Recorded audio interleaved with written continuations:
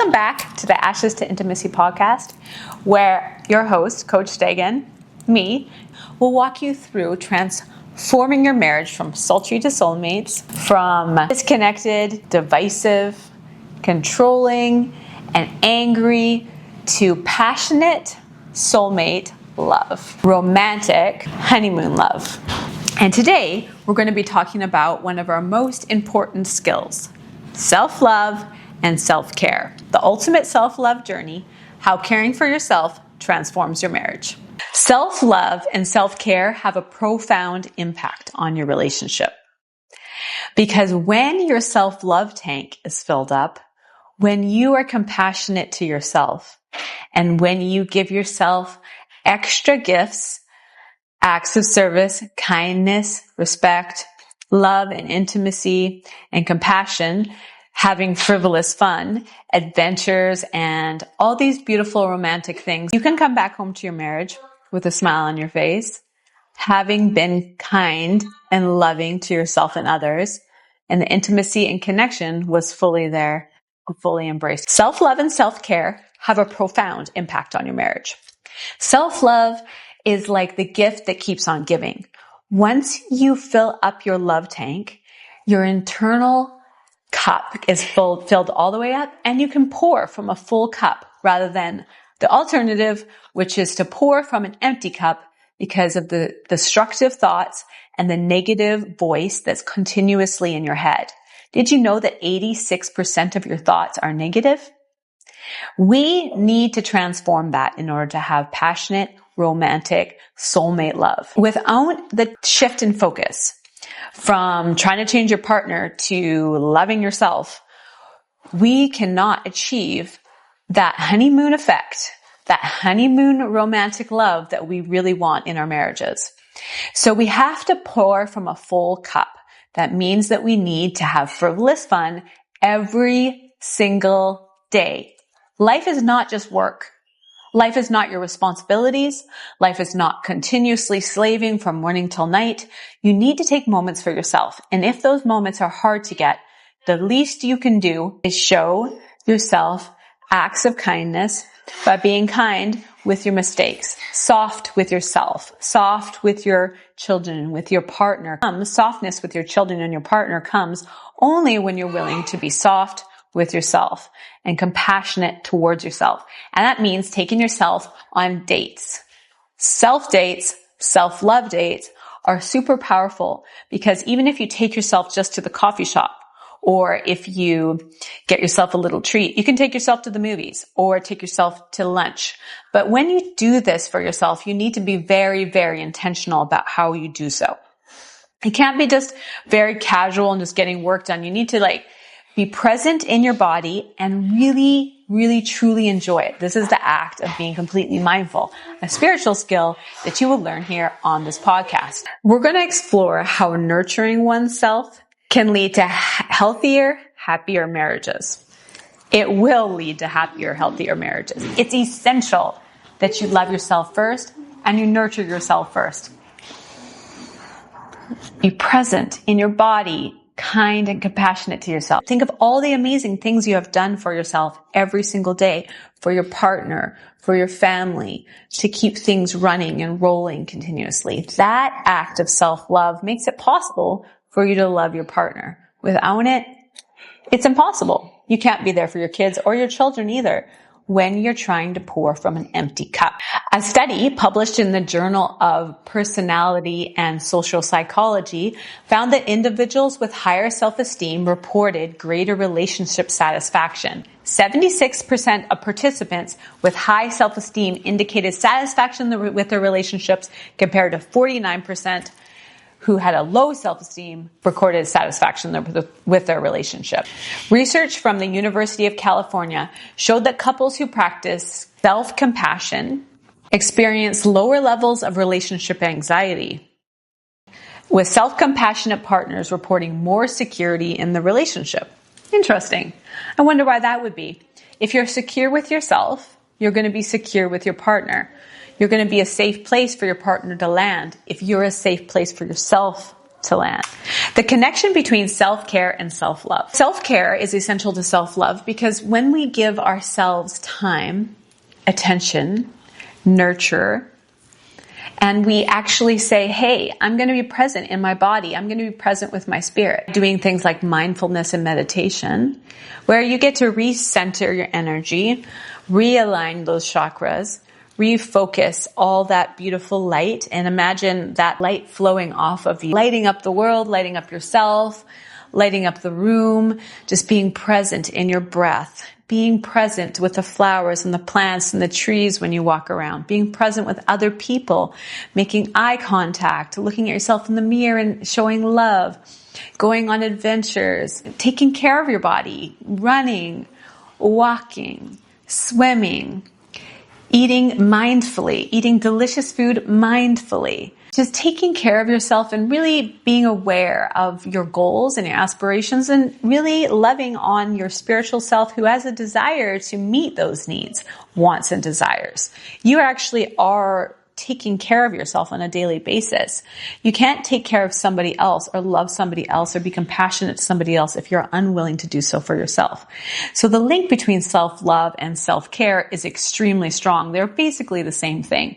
When we do these acts of service for ourselves, spending quality time with ourselves, we, of course, feel loved.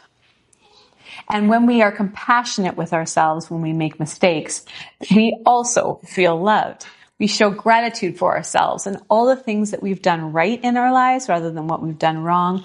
And that's compassion for ourselves. There's a very strong correlation between self-love and self-care. So on a daily basis, we need to do at least 3 self-care actions.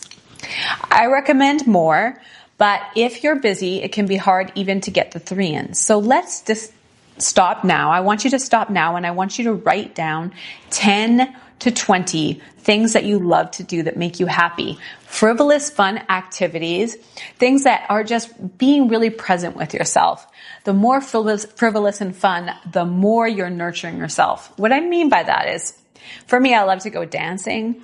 I love to play, and I love to play with my kids and go to the beach.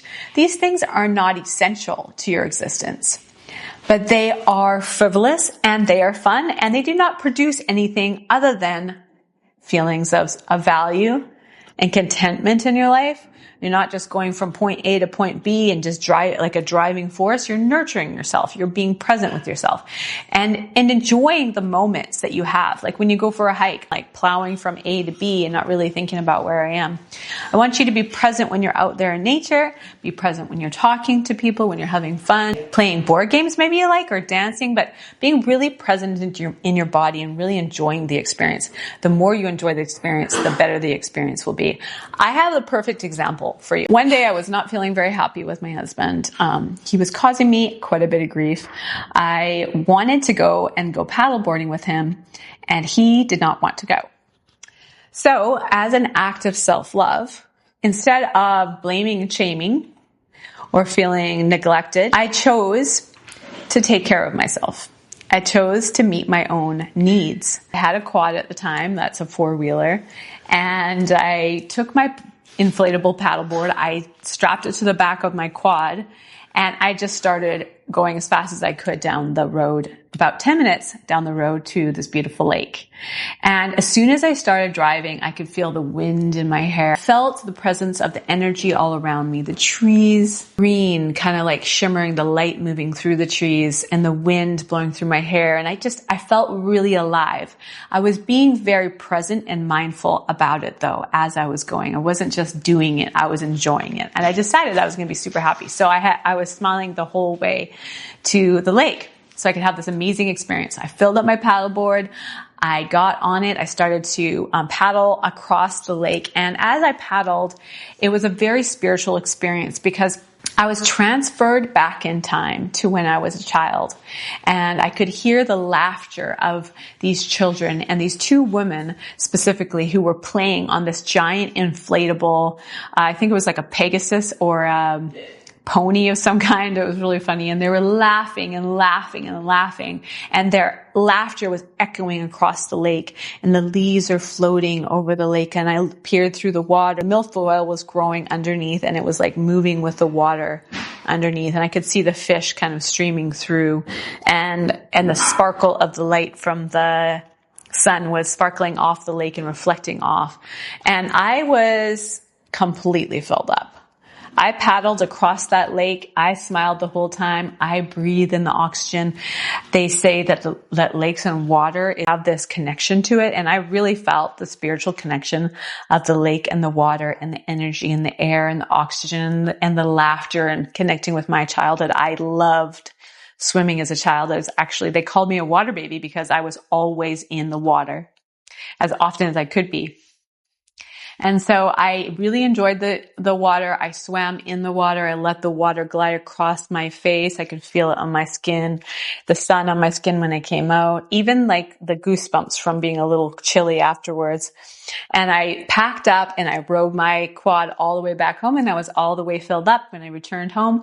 I didn't feel resentment towards my husband for not going, and I was completely present and in a really loving place. So that's the power of filling yourself up by taking care of yourself, even when maybe others aren't on board. So you're dating yourself. You're taking yourself on this adventure. I realized I was actually a lot of fun because I was with myself and I enjoyed it a lot. So you can be a wonderful place to be. Your head can be a wonderful place to be, or it can be kind of like a traumatic experience where you have constant negative thoughts. We don't want to make it a traumatic experience. We want to make it a wonderful place. So let's be present in our bodies and do at least 3 wonderful things for ourselves every single day. It could be as small as just very mindfully drinking your cup of coffee in the morning. It can be going for a short walk or a long walk. It can be exercising. It can be playing a game, playing sports, and it can be going to the beach. It can be anything. So I want you to pause this. If you can, stop this podcast and pause it and just have an opportunity to write down at least 20 things that make you completely happy. Every single day, I want you to do at least 3 things. Put it on your schedule. This is not something to think about later. This is something to do right now if you can. If you're driving, when you stop, please write down your 20 things and pin them up on the wall. Put them in your calendar. This is extremely essential for your own personal well-being and for the nurturing of your relationship so that you can experience beautiful soulmate, romantic love every single day. You can also do art, music, and writing. I love journaling. It's really important to me. I love writing too. I'm just totally into those things. I don't do as much art, but I do doodling, and it really does help me to connect. And I love listening to music. So if you love listening to music and just feeling the energy and the vibes of the music, I actually like to turn my bass up all the way up in my car and feel the energy of the music on my skin, because for me, that's really nurturing and kind to myself. A study in personal relationships indicated that individuals with healthy self-esteem exhibited better communication skills, leading to fewer conflicts. 65% of participants reported more open expression of needs and feelings. So when we have a high self-esteem, when we're nurturing ourselves, we're more likely to ask for what we want in a very loving way, not in an irritated and complaining way, but in a very loving way. So it's very, very important for you to take care of yourself so that you can take care of your relationship. Feeling fear and letting go of control. So fear is one of those major reasons why we experience 86% negative thoughts. We're always trying to think of what the future will hold. We're always trying to predict. We're trying to make sure that we avoid any obstacles and problems that come up. But that just really brings that fear into the forefront of our minds. It's not in the future. Now it's in the present, and it never even happened. So it's really important that we relinquish control of our lives, at least to a certain point, so that we can relax. So we can relax and let go and just trust that things are going to work out for us. Trusting in a higher power is very, very essential for your relationship to be extremely positive and happy and optimistic, and trusting that the things that happen in your lives are meant to happen. And that trust can help you to just relax and enjoy the process. instead of having to control every aspect of it. So when I let go of control in my life starts to turn and change and shift. I can focus instead on the final outcome. So I visualize in my mind what I want to have happen. And so I often find myself visualizing what I don't want to have happen because I'm afraid and I have anxiety. So when I choose to focus instead on what I actually want to have happen and visualize as if it is happening now in the form of meditation, and sometimes I just close my eyes and just imagine it happening so that I can refocus my energy in the right direction instead of the wrong direction. The negative energy is so destructive because it actually creates the exact thing that you don't want. Often our fear actually creates. Our fear of having disconnection in our marriages actually creates more disconnection because we are trying to micromanage and control everything. We are not in control of our partners. We are only in control of how we choose to love ourselves. We're not even fully in control of everything that happens in our lives, but we are in control of our ability to manifest and create by believing that the thing that we want is going to happen. So that's what I want you to do right now is I want you to close your eyes and I want you to be present in this very moment. And I want you to visualize the exact thing that you want right now. Do you want a happy, wonderful marriage where it's romantic and you touch each other and you cuddle each other and you hold each other in your arms and you kiss? There's compliments and there's vacations and there's time together on romantic dates and you are really connected and the intimacy is fully alive and there with you. Do you want that? If you want that, I want you to close your eyes right now and imagine you and your partner experiencing that right now. And I want you to imagine doing this every day. And also I would love for you to visualize you doing your self-cares every day. If you visualize it, it is going to happen. If you're willing to believe that that thing will happen in advance, then it will happen. Common things that we're afraid of in our relationships, try to control our partners because we want to make sure that everything goes well. We want to avoid divorce. We want to avoid conflict. We want to have a beautiful, passionate romance. And so we complain at our partner and try to get them to avoid doing the thing that we don't want them to do. So we try to manage it. But when we try to do that, they feel controlled and disrespected. What I ask you to do is try to stay focused on the parts of your partner that you love, the things that you love about them so that you can avoid controlling the aspects of their personality and the things that you don't like as much. So say maybe you don't like that they leave their socks on the floor, or maybe you don't like that they play video games. Maybe you don't like that you're not spending as much time as you want together. But when you express the thing you don't want, you create more of that exact thing. Controlling is not an option. Your partner is a free agent. So they're their own person. And even though it seems fair because you made this commitment to each other, that you be able to tell them what you want and get it, it's just not how it works. When we control our partners, they feel disrespected and disconnection happens immediately. Think about it. If somebody tries to control you at work or your partner is criticizing you, or you have a family member that's very critical of you, you don't feel inspired to do the thing that they asked you to do. You actually feel exactly the opposite. You actually feel like you want to do nothing that they told you to do. And so I don't know why, but for some reason we think, especially women, that we can control our partners. And when we do that, it makes this disconnection that's super painful and should not be happening. So instead of controlling, what we do is visualize the completed romantic story, the vacation that you want. You want to have nice conversations. You want to go on romantic dates. You want to learn to dance. I don't know what it is you want. Visualize it happening and then express it as an authentic desire. When you express something as an authentic desire, it comes as inspiring. Your partner wants to give it to you. I would love, and then enter your thing that you would love. I would love to go learn to dance. I would love to go out to dinner tonight. I would love Thai food. I would love a clean kitchen. Whatever it is that you would love, you express it as an authentic desire rather than trying to control every aspect of your relationship, because you accidentally end up controlling your partner, which you don't want. You don't want to control your partner. You want them to feel like they are respected.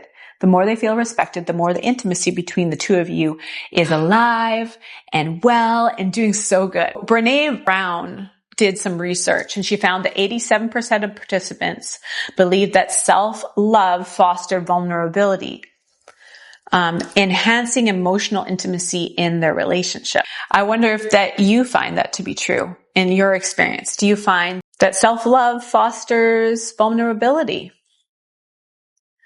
enhancing that intimacy between the two of you? I think it does, because there's a lot of softness that happens when you have self-love. And like I said before, like we all know, the more you love yourself, the more you can love others. Practicing self-love is in daily life. What I tend to do is I love to, in the morning when I first wake up, there are some mornings when I wake up and I just don't feel that great. I feel pretty bad. I have a lot of thoughts about the way things might not go well or they've already gone wrong. And I really think the world sometimes I really feel very discouraged when I wake up. So I love to do my meditation in the morning when I wake up. I can do a walking meditation or exercise meditation, or I do driving meditations where I listen to an audio that has a lot of positive affirmations in it, a lot of positive refocusing. You're going to need to find the perfect audio for you. It might take a little bit of time, but there's lots of resources available to you. I have some on my YouTube channel, but there are tons of YouTube channels with beautiful meditations, walking meditations, driving meditations. I do a lot of my meditations driving or walking because I don't do a lot of sitting around. But when you first wake up, I really recommend that you put on some positive affirmations or some kind of positive focus so that you can set the intention for your day as a positive intention. Even sometimes throughout the day, I might need more and more positivity. So as an act of self-love, I do often do a lot of meditation and mindfulness included in my workouts and my exercise and my routine. Simply because it's so easy to get sucked back into the negativity, especially if you're an ambitious person who's trying to achieve a lot of outcomes. And having soulmate love, if your marriage is currently disconnected, is a very ambitious goal and completely attainable. But it won't be attainable if you're not willing to put in that effort. A study from the University of Houston found that individuals engaging in self-care practices experience reduced jealousy and insecurity.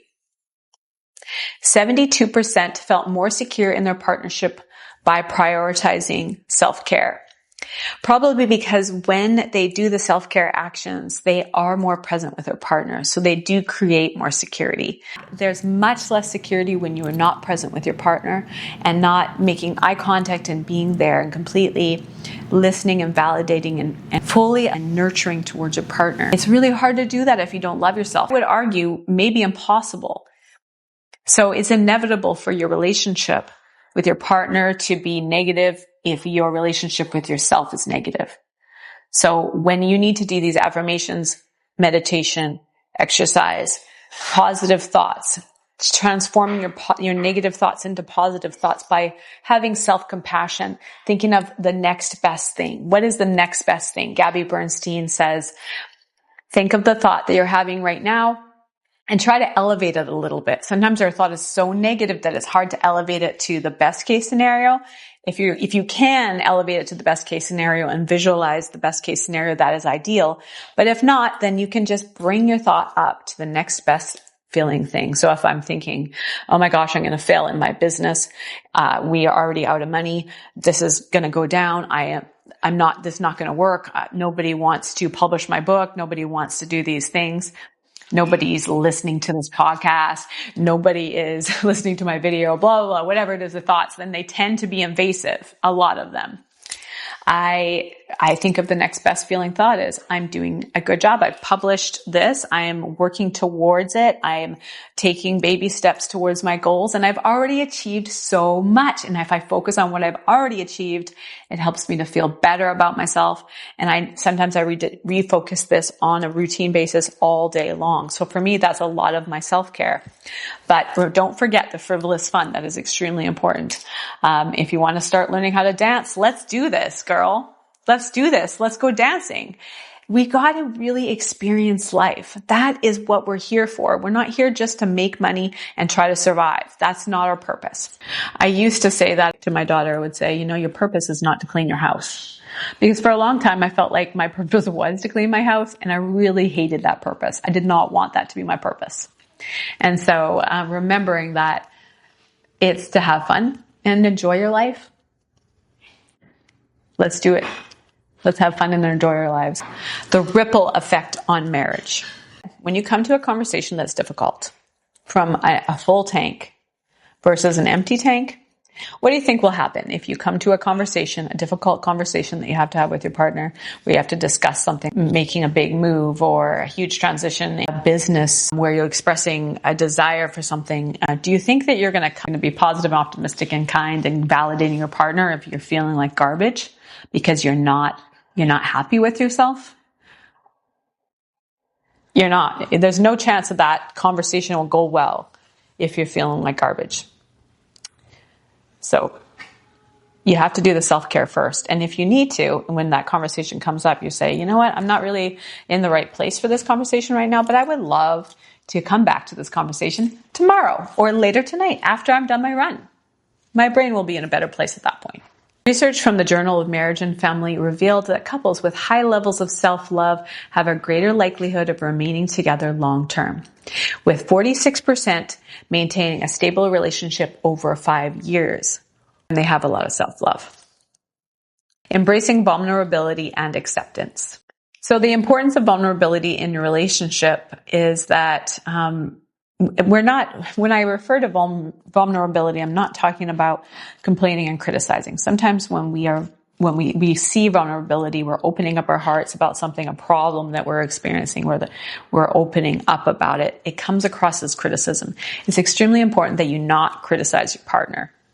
It's not their fault that something's going wrong. And even if it is, it's not helpful for you to criticize. So vulnerability is opening up your heart, allowing your emotions, your soft underbelly, your soft, vulnerable emotions to come out. I feel really sad right now. I'm feeling really hurt right now. And avoid blame. Please avoid blame, because the more the blame is conversed between you and your partner, the worse that conversation is going to go. So vulnerability is being soft and showing that underbelly. Just being like, yeah, I'm here and I'm not doing so good. I'm not blaming you for it though. Radical acceptance is extremely important in your marriage. I know there are some marriages that have gone through things like infidelity, dealing with traumatic things like where your partner wants something that you really don't. Any number of things. And if you ever coach with me, we can have a conversation about very challenging topics. But there are no topics that are off limits. So remember that. There are going to be times when your partner's going to want something that you really don't want. And it does not mean that the relationship is going to end. In fact, it gives you an opportunity when your partner wants something that you really don't want. It gives you this opportunity to have a beautiful, vulnerable conversation, to be compassionate. And I used to think that if I even entertained the thought of what my husband might want that I don't want, that I was being untrue to myself or being unethical. But now I know that that's not true. That when I have an open heart, the spiritual energy of love can come into my heart and teach me something important. Sometimes I have something very important to learn. And I have learned some pretty crazy stuff over the course of my marriage that I never thought I would go through. But I felt like God was present with me, patient with me. My husband was present and patient with me. And together we came up with some conclusions to problems that seemed insurmountable at the time. I honestly thought there was no way we could make it through it. But when you're vulnerable and open, there is an opportunity to grow much closer to your partner. I encourage you to embark on a journey of self-love, radical self-acceptance, radical acts of service to yourself, and frivolous fun on a daily basis makes it possible for this gorgeous romance to come to pass, because you are creating this romance with yourself, this softness with yourself first. And you teach your partner how to be soft with you by being soft with yourself. You're training, and your partner will actually mirror back to you exactly the acts that you do for yourself. The compassion that you show towards yourself and towards your partner will be mirrored back to you. I know sometimes when you're in an argument, you're like, there's no way that's true. I just did a bunch of things that were nice, and I didn't get it back. But usually what we do is when we are kind to our partners and they don't reciprocate, we tend to be angry about it. We tend to let them know they did something wrong. And so it kind of undoes that beautiful thing that you did previously, because now there's disconnection. There is lack of intimacy. Relationship is an extremely vulnerable and soft and susceptible to criticism and contempt and unloving acts. It hurts the intimacy in a relationship. It hurts you very badly. It's not just your relationship. When your relationship suffers, you suffer. The quality of your life is dependent upon the quality of your relationships. And the most important of your relationships is your partner, your life partner, the person that you spend your life with. And that's why divorce is so devastating, because you built your life with this person. And it's like, oh, we should feel empowered. We did this amazing thing. We got a divorce. But the thing is that when you get divorced, you usually want to have another relationship. And when you do, you tend to find that the same things happen on repeat, because they're lessons, they're life lessons, and we tend to repeat bad patterns. So I really recommend that you work on these skills in yourself, even if your marriage or relationship doesn't work out. A reminder to prioritize self-love and self-care on a daily basis so that you can have soulmate romance, honeymoon love, and recreate your marriage from sultry to soulmates, from painful disconnection and traumatic breakdown to magical, passionate love.